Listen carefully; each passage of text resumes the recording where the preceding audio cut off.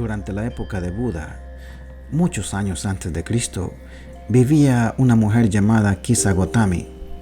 Se casó con un joven rico, de muy buen prestigio y de un carácter noble. Muchos meses después, la pareja dio a luz. Muchas semanas después, el bebé enfermó y a los pocos días murió. Kisa Gotami amaba mucho a su hijo y se negaba a creer que su hijo estaba muerto. Cargó el cuerpo de su hijo por su aldea, preguntando de casa en casa si había alguien que pudiese ayudarle a su bebé, tal vez devolverle su vida. Un anciano de la aldea se compadeció de ella y le sugirió que consultara al Buda. Inmediatamente, la mujer, tal vez por fe, deseando que un milagro se cumpliese, fue en busca del Buda.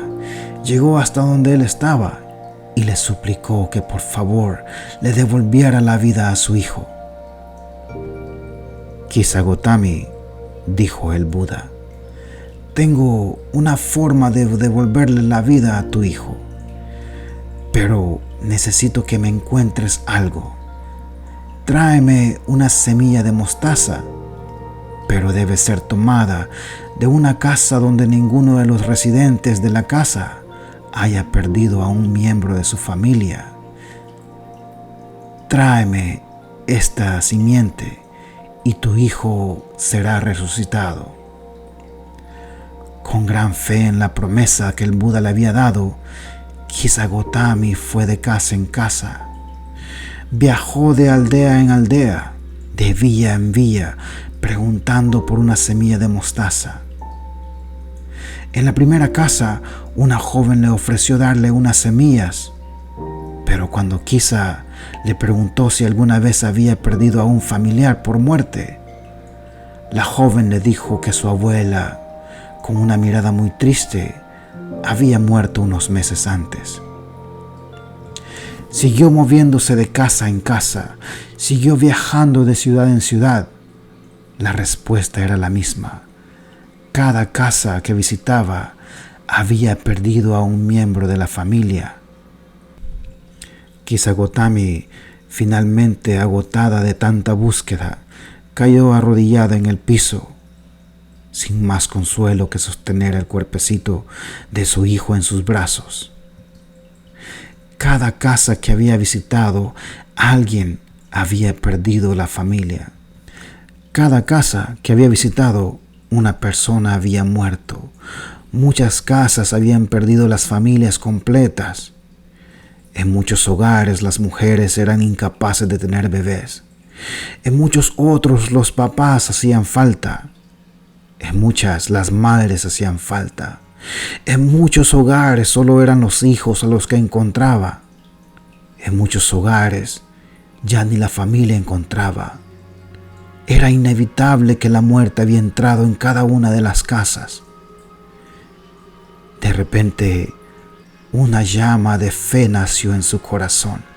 Una idea le fue creciendo en su cabeza y se dio cuenta que no era la única mujer que había perdido a alguien, que su sufrimiento no estaba compartido nada más con ella misma, sino que había muchas familias, tal vez todas en el mundo, habían perdido un familiar.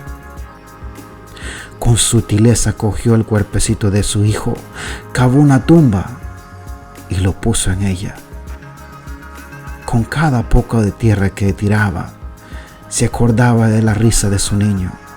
Se acordaba de los ojitos, miraba los pequeños labios, observaba en su mente la pureza con la que su hijo había fallecido, recordaba su pequeña vocecita, sus pequeños titubeos, recordaba sus pequeños deditos sosteniendo y recordaba el calor que su hijo le causaba al comer de su pecho. Una risa incontrolable la atacó.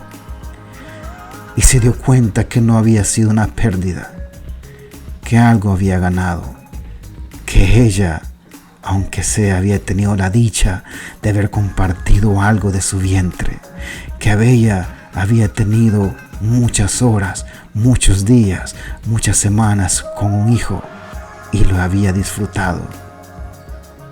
Se levantó con una sonrisa, comenzó a caminar y se sintió libre. No había peso en su espalda, no había peso en su corazón. Su mente estaba sana. Llegó nuevamente a donde estaba el Buda. Le vio su rostro, observó la sutileza, la calma, la paz que emanaba de sí mismo. Agachó su cabeza, tocó sus pies y con reverencia se convirtió en un ser más que le seguía.